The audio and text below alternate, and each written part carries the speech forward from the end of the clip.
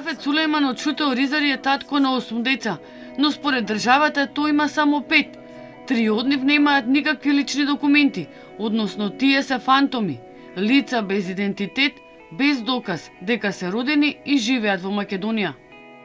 Значи, децата ми учат у школа како се родени децата. Значи, ги имам документација од вакцината. Значи, тие се родени домашни услови.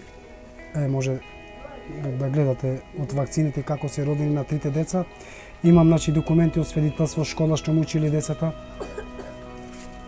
Значи, документи такви имаат, меѓутоа немаат извод. Да, значи немаат извод дечината. Овој проблем на семејството Сулејман има подолга историја. Неговата сопруга е родена во 1975 година во Кавадарци, но нејзините родители ја запишале во книгата на родени дури 10 години подоцна, во 1985 година. Кога го родила првиот син во домашни услови, никако не можела да докаже дека е негова мајка, затоа што според податоците кои се запишани во незината лична карта, тие се разлика само 9 години. И така дошло и второто па третото дете. И ниту едно од нив од раѓање нема никаков личен документ. Следните 5 деца се родени во болница и тие веднаш се впишани во матичната книга на родени. Семејството Сулејман е едно од многуте кои дома чуваат фантоми. Според пресметките на институциите, бројката на овие луѓе не е поголема од 300, но според невладините организации, кои секојдневно се меѓу нив, е дека нивниот број е поголем за 10, па дури и 20 пати.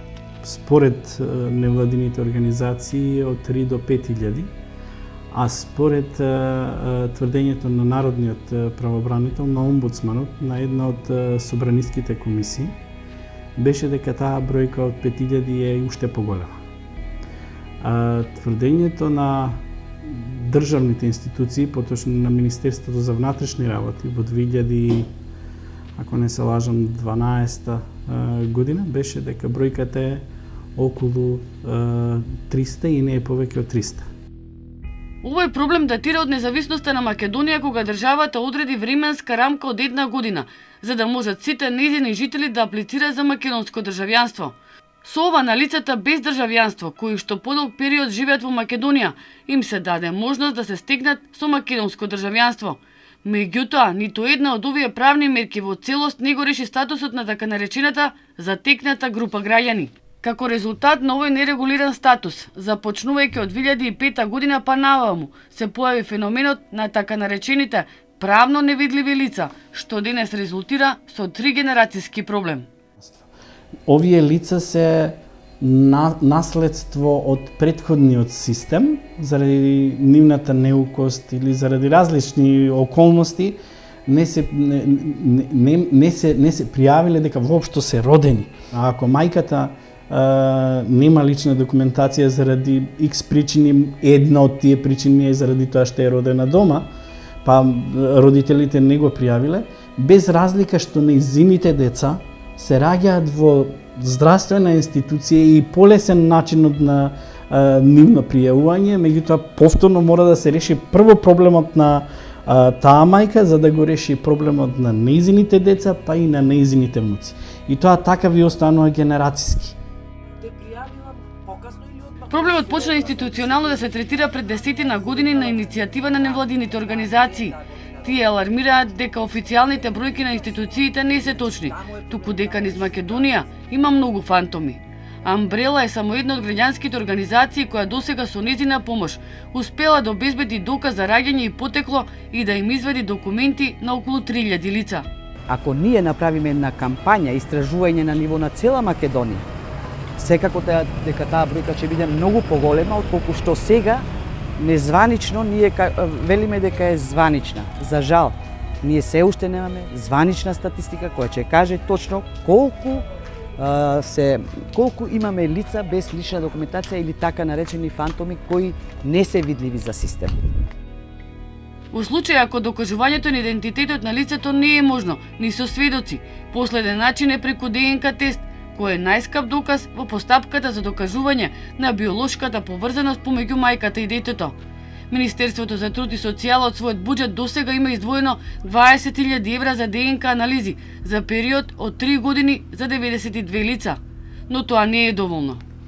Значи една ДНК за татко, мајка и едно дете кошта 300 евра. За секое наредно дете кошта плюс 100 евра.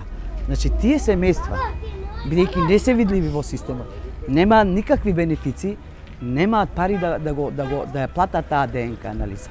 Но постапката на докажување на потеклото на семејните врски и местото и датумот на раѓање оди бавно.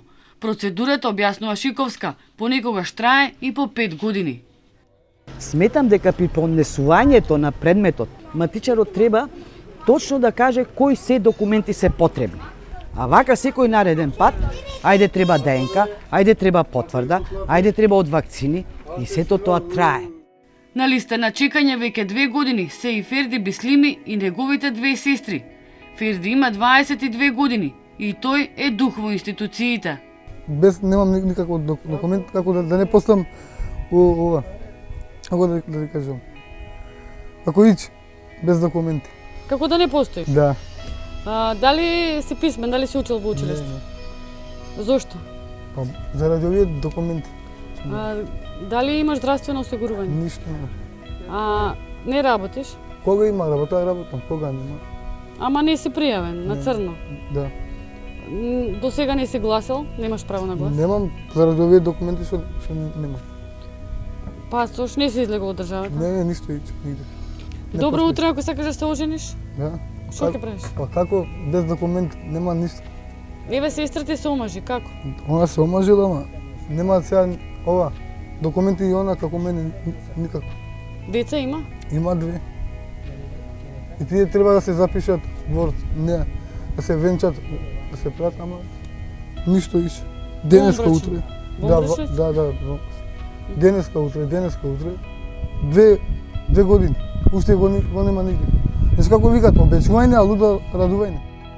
Има повеќе причини поради кои има лица без идентитет, а кога нема да се почне од почеток, односно детето нема да биде заведено во системот, тогаш се е потешко. Со сигурност можам да кажам дека една од најголемите дискриминации кои може да му се случи на едно дете е да биде фантом, невидливо за државата, затоа што со него може да се тргува, да исчезне, да се проституира, да се земат органи и едноставно не може да оствари ниту едно елементарно право, ниту право на заштита, на образование, здрав и сигурен, безбеден живот и правилен раст и развој на детето. Поразително е за државата, за општеството, за секој граѓанин фактот што има случаи кога едно дете се родило и починало, а како никогаш да не постоело. 5-годишно девојче се роди без идентитет и почина без идентитет. И едно 14-годишно момче, ова момче од тетово фактички почина од карцином и од ненавремен третман затоа што детето немаше здравствено осигурување, а требаше да се лекува. А девојчето беше како несреќен случај и така. А кој одговара? Кој одговара? Кој да одговара? Кого да превземеме на одговорност? Но има и случаи во кои невидливите вршат кривични дела. Документ за идентификација е првото нешто што се бара доколку некој падне во рацете на полицијата. Кога ќе те фаќа некоја алфа полиција без разлика, што ти барат црно на бело. Немаш, за џабе ќе ме преверат тука у станица, ќе си јадам чуток за без вези. И ти им викаш јас немам документи. Немам. И тие што ти викаат? Ништо, се уште што чекаш да правиш. Во такви случаи без лични документи и покрај тоа што не се во системот и не може да се идентификуваат, судовите експресно реагираат. Таков е случајот со најстариот син на Сафет Сулејман, 22 годишниот Судахан, кој во 2013 година е осуден на казна затвор од 10 години за криумчарење на мигранти. Јас се чудам како може да го преведат, да го затворат детено, кога нема никакво документ, значи нема идентитет и извод, документ сакам да кажам. Бидејќи немаат доказ дека Судахан е нивниот син, родителите немаат ни дозвола да го посетат во затворот.